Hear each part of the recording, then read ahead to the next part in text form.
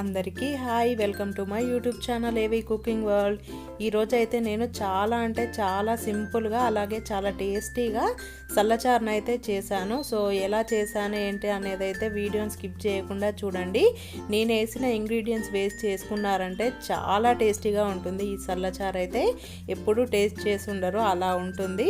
So వీడియోని అయితే skip చేయకండి, చిన్న చిన్న టిప్స్ మిస్ అవుతారు. అలాగే ఇలాంటి ఈజీ అండ్ టేస్టీ రెసిపీస్ కోసం అయితే నా ఛానల్ని ఒక్కసారి సబ్స్క్రైబ్ చేసుకోండి. చూసారు కదా కన్సిస్టెన్సీ కూడా ఎంత బాగుందో, టేస్ట్ మాత్రం చాలా బాగుంది. ఇప్పుడు ప్రాసెస్లోకి వెళ్ళిపోదాం. ఈ చల్లచారు కోసం నేనైతే ఒక పెద్ద కప్పెడు చిక్కటి పెరుగునైతే తీసుకున్నాను. దీన్ని ఇప్పుడు ఇలా విస్కర్తో బాగా చిలుక్కోవాలి, లేదంటే మీరు మిక్సీలో అయినా వేసుకోవచ్చు. సో చూసారు కదా క్రీమ్ లాగా ఎంత బాగా వచ్చిందో. సో ఇలాగైతే మొత్తం చిలుక్కున్నాను. దీంతో ఇలా చిలుక్కున్న తర్వాత దీంట్లో కన్సిస్టెన్సీ చూసుకుంటూ వాటర్ అయితే వేసుకోవాలి. నేను ముందైతే ఒక గ్లాస్ వాటర్ని వేస్తున్నాను. ఇలా వేసుకొని మొత్తం కలిపేసుకోవాలి. చూసుకుంటూ వేసుకోండి. మీకు పల్చగా కావాలంటే పల్చగా, అలాగే చిక్కగా కావాలంటే చిక్కగా అయినా చేసుకోవచ్చు. సో ఇలా మొత్తం అనుకున్న తర్వాత ఇంకొన్ని వాటర్ కూడా పడతాయి, సో అందుకనే వేసుకుంటున్నాను. సో ఇలా వేసేసుకొని మొత్తం కలిపేసుకోవాలి. సో చాలా బాగుంటుంది, చాలా సింపుల్ రెసిపీ కూడా, చాలా అంటే చాలా టేస్టీగా ఉంటుంది. ఒకసారి అయితే కంపల్సరీ ట్రై చేయండి. ఇలా చేసి దీన్ని అయితే సైడ్ పెట్టేసుకొని ఇలా చిన్న రోల్ని అయితే తీసుకున్నాను.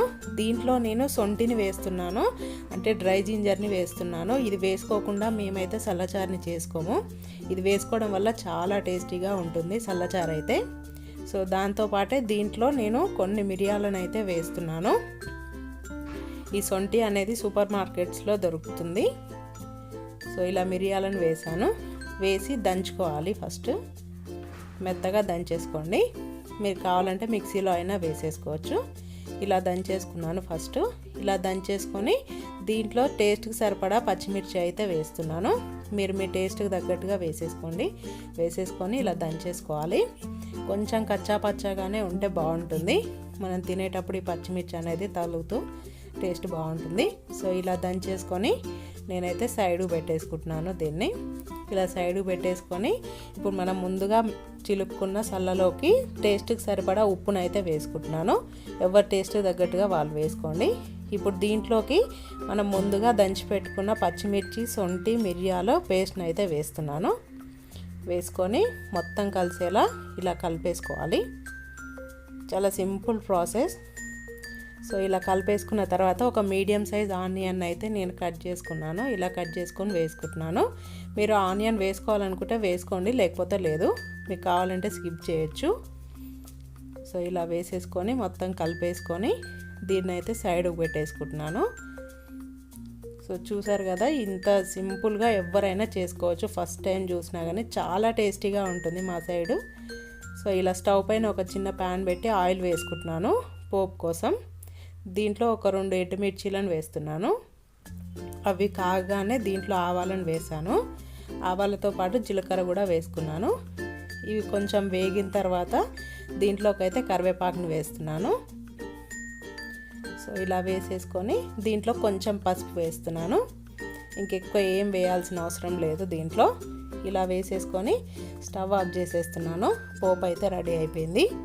ఇప్పుడు దీన్ని మనం ముందుగా రెడీ చేసుకున్న చల్లచారులోకి అయితే వేస్తున్నాను.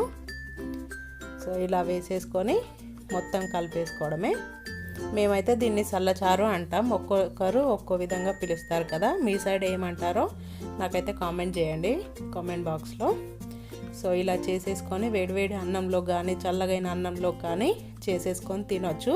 మనం దీంట్లో వేసిన సొంటి మిరియాల వల్ల చలికాలంలో, వర్షాకాలంలో ఈ చల్లచారుని చేసుకున్నా కూడా మనకి బాడీ టెంపరేచర్ అనేది స్టేబుల్గా ఉంటుంది. సో హెల్త్కి కూడా చాలా మంచిది సొంటి అయితే. సో ఒకసారి ఇలా సొంటి వేసుకొని చల్లచారుని ట్రై చేయండి. కంపల్సరీగా ట్రై చేసి నాకైతే కామెంట్ చేయండి. అలాగే ఈ వీడియో కనుక మీకు నచ్చినట్టయితే ఈ వీడియోకి లైక్ చేసి నా ఛానల్ని అయితే సబ్స్క్రైబ్ చేసుకోండి.